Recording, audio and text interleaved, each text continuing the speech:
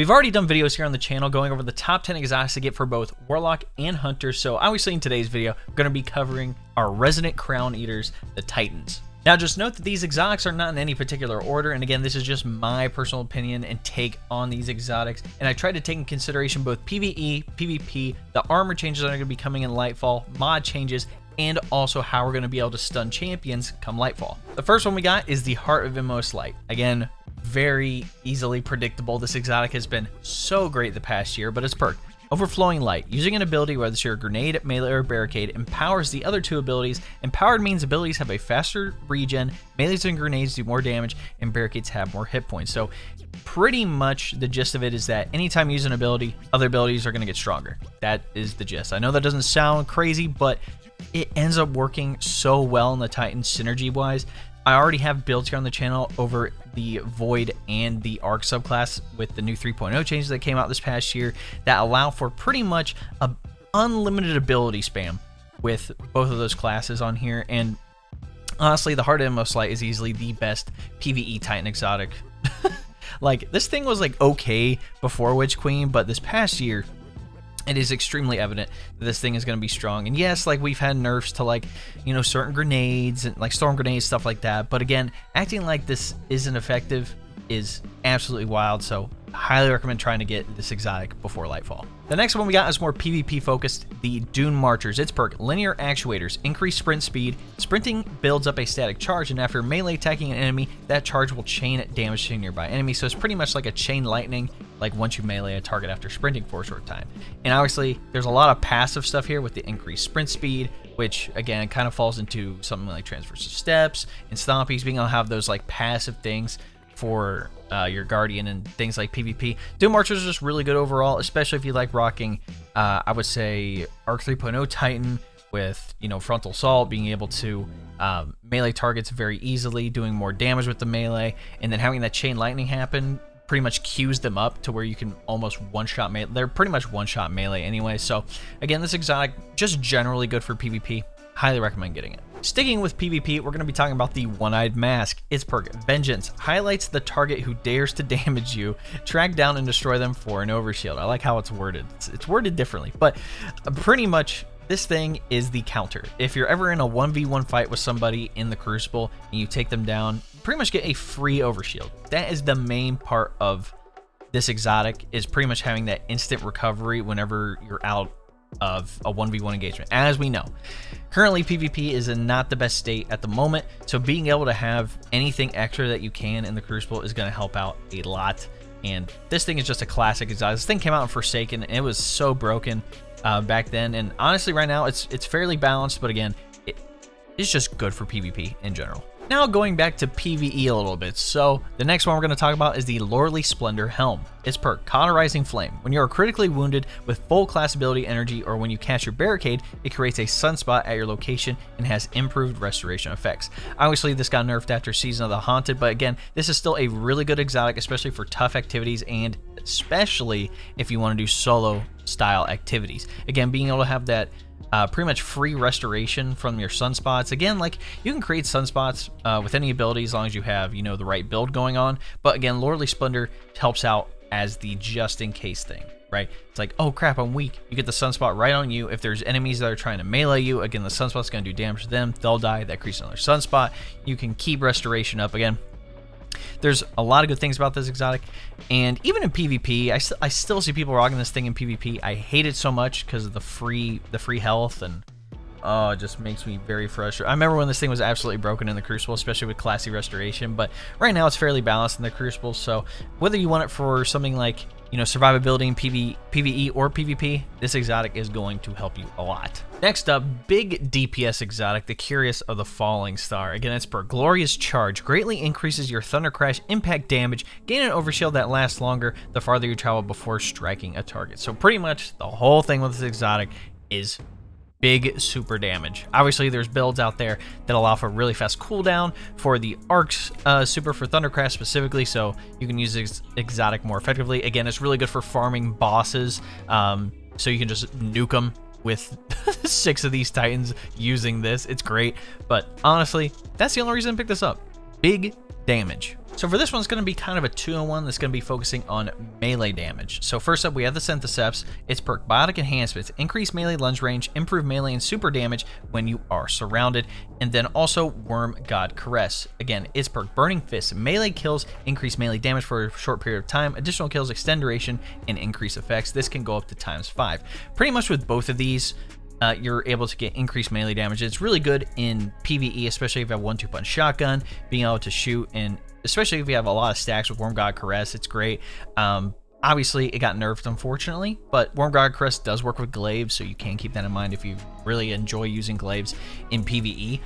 This will work out perfectly. Same thing with Synthoceps. I like Synthoceps a lot better. It's a lot more practical. You don't have to set up, you know, getting 5 kills on ads and then praying your timer doesn't run out. Synthoceps is just good if people are around you in general.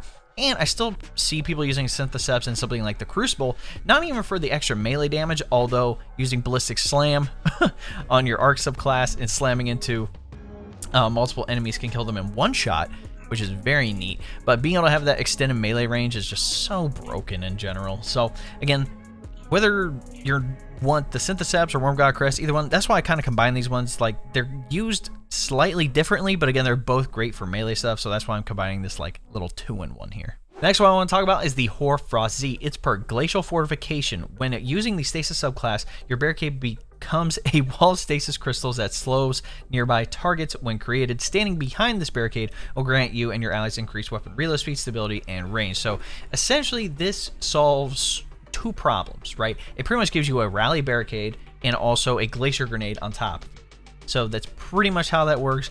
Also, if you didn't know, in Lightfall, if you slow targets, that will stun Overload champions, and if you shatter a target, so if you freeze them and then shatter, that will stun Unstoppable champions. I already made a build with the Hoarfrost-Z that is just so broken. It allows for a lot of overshield, damage resistance, and a bunch of other benefits on the Stasis subclass. Although Behemoth is probably not as strong as other subclasses right now when it comes to PvE, but again, there is a build here for Stasis that works out extremely well. There's a lot of great synergy, so again, that's why I'd recommend picking up this exotic. The next one I want to talk about is the Peacekeepers. Its perk, Mecha Holster, reloads stowed submachine guns and allows you to ready them instantly, improves your handling with submachine guns and your movement while wielding one, and provides a moderate benefit to airborne effectiveness stat for submachine guns. As we know, Titans are very aggressive in the Crucible, so having all these bonuses to submachine guns is great. You get submachine gun holster, a mini version of quick draw for submachine guns, increased movement speed, and better AE. Again, airborne effectiveness.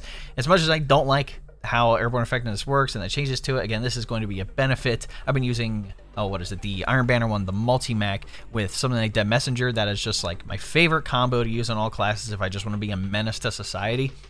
So being able to have all these benefits on submachine guns specifically for Titans is fantastic, and if you like SMGs in the Crucible, look into this exotic. For our resident Bubble Titans, I would look into the Helm of Saint-14. Its perk, Starless Night. Targets that enter Ward of Dawn are blinded, while allies that pass through gain a Void Overshield. Guarding with Sentinel Shield blinds nearby targets. Now, the main thing here is Ward of Dawn blinds targets that come into the bubble, so again, pretty much doesn't matter what ad it is, as long as it's not a champion or anything, they're going to get blinded, so you'll be able to take them out easily. They get stunned for a little bit, all that, whatever you want to call it.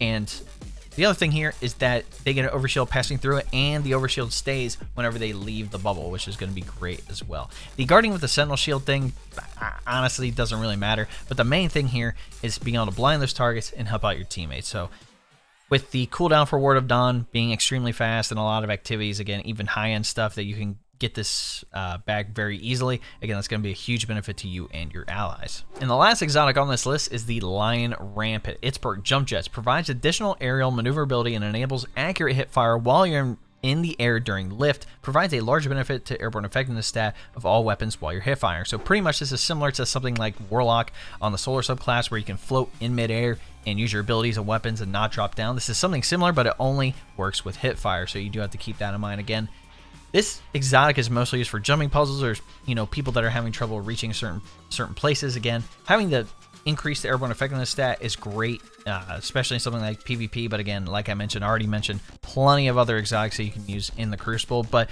again, for people who are having trouble or, you know, want to learn potential shortcuts when floating across, you know, giant chasms and not falling to your death again, if you need a YouTube video, there's plenty of YouTube videos out there showing you how to do the sword swipe with lying rampants and staying afloat and even increasing your height. So again, there's plenty of things out there. I just put this exotic on here for people who have, you know, potential trouble in the beginning, just learning how lift works and being able to benefit from the increased maneuverability and basically improved lift. But that, ladies and gentlemen, is my top 10 exotics I recommend you get on the Titan before Lightfall. Like I mentioned, these are in no particular order, and these are just my personal picks, and I base them on all the changes that are going to be coming in Lightfall. If you like what you saw, be sure to drop a like on the video, subscribe to the channel, and then turn on that bell next to notifications so you don't miss out on another video. If you didn't know, we actually stream here on YouTube 3 days a week, Tuesdays, Thursdays, and Friday evenings at 9 p.m. Eastern. Again, we are mainly playing Destiny 2. We're playing stuff, you know, with people in the community, people on my Discord. We're doing dungeon runs, we're doing PvP,